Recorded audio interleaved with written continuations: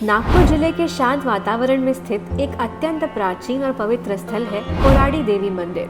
ये मंदिर मां जगदम्बा को समर्पित है, जिन्हें देवी महाकाली का अवतार माना जाता है। ये मंदिर न केवल धार्मिक आस्था का केंद्र है, बल्कि इसकी ऐतिहासिक और सांस्कृतिक धरोहर भी इसे विशिष्ट बनाती है।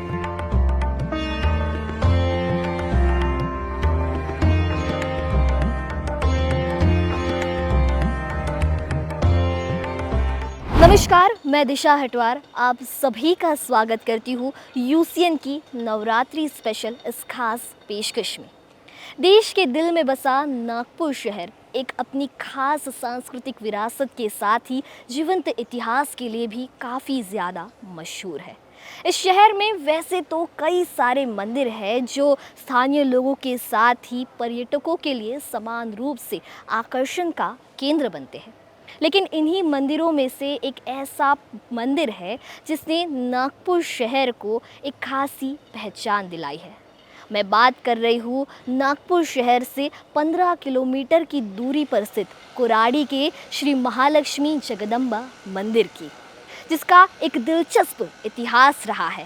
साथ ही इस मंदिर से जुड़ी कई सारी कहानियाँ भी है।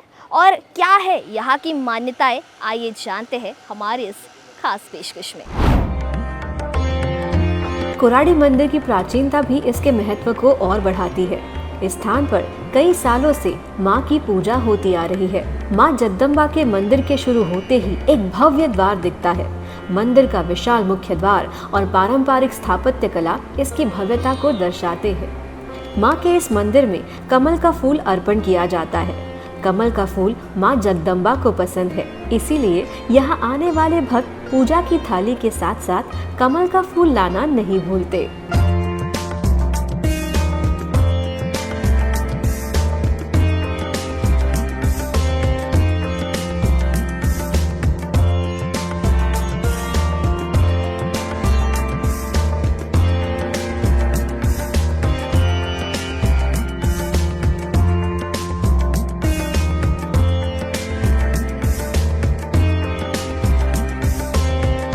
श्री महालक्ष्मी जगदम्बा मंदिर करीब 300 साल प्राचीन है। यहाँ माँ की मूर्ति रूप देखते ही बनता है। कहा जाता है कि यहाँ जो माँ की मूर्ति है वो स्वयंभू प्रकट हुई है। वहीं मंदिर की बात की जाए तो मंदिर का गर्भगृह पूरी तरीके से चांदी से जड़ित है।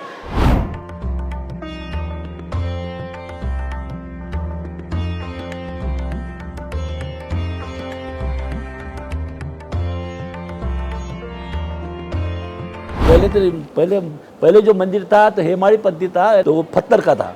उसके बाद में एक जीर्णोद्धार हो गया तो सीमेंट का हो गया।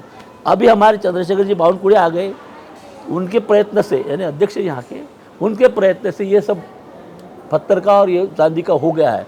तो ये कलेक्शन करके हमने भक्तगणों से लेके चांदी का लगाया है।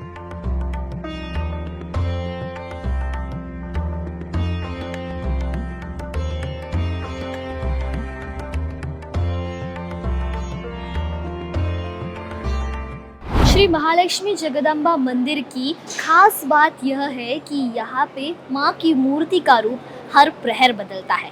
अगर आप माँ की मूर्ति को सुबह देखेंगे तो आपको बालिका रूप दिखाई देगा, दोपहर को देखेंगे तो यौवन रूप दिखाई देगा, और रात के समय जब आप माँ की मूर्ति को देखेंगे तो माँ का वृद्धावस्था का रूप दिखाई देगा।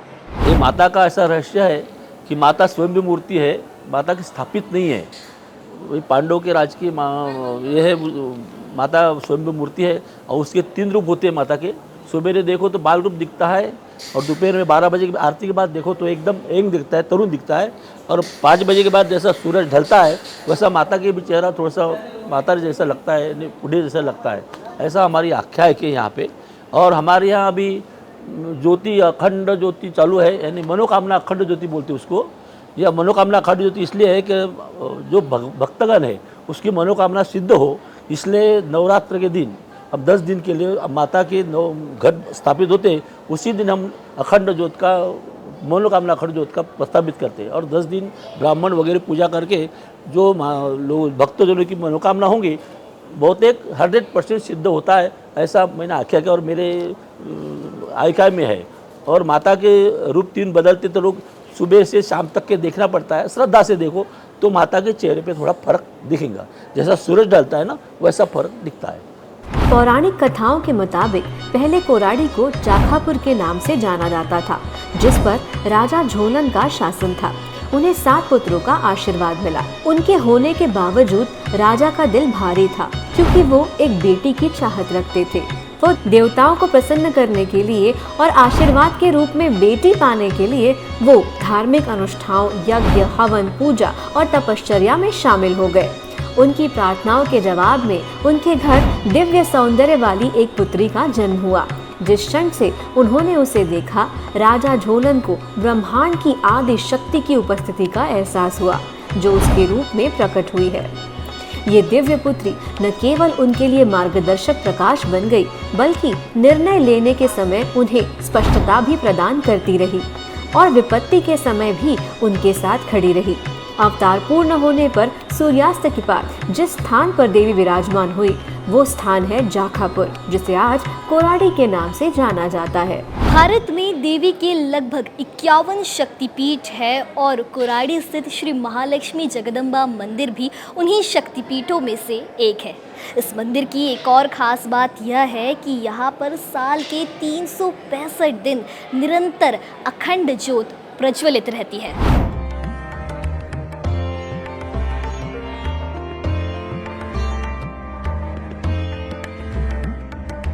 महालक्ष्मी जगदम्बा माता के मंदिर परिसर में ही भगवान शिव जी का मंदिर भी है। मंदिर परिसर में दुकानें भी सजी होती है। वास्तव में इस मंदिर को शक्तिपीठ भी माना गया है। महाराष्ट्र सरकार के पर्यटन विभाग ने इस मंदिर को पर्यटन स्थलों की सूची में शामिल किया है। कुछ सालों पहले ही इस मंदिर का भव्य जीर्णोद्धार हुआ है और राजस्थान के धौलपुर से लाए गए पत्थरों से इस मंदिर का पुनर्निर्माण किया गया है।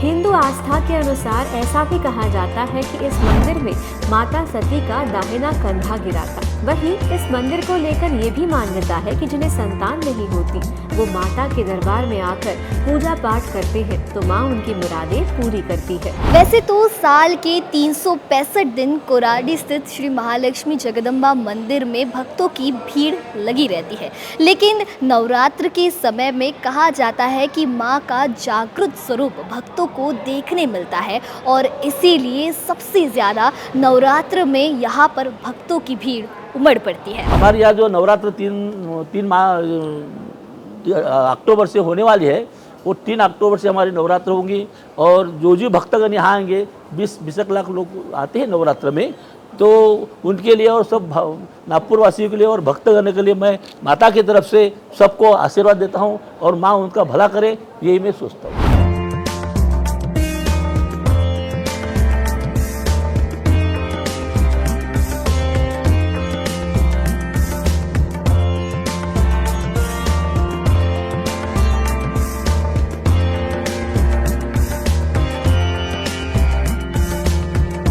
कोराडी स्थित श्री महालक्ष्मी जगदम्बा मंदिर नागपुर के साथ ही देश विदेश के कई श्रद्धालुओं की आस्था का प्रतीक है।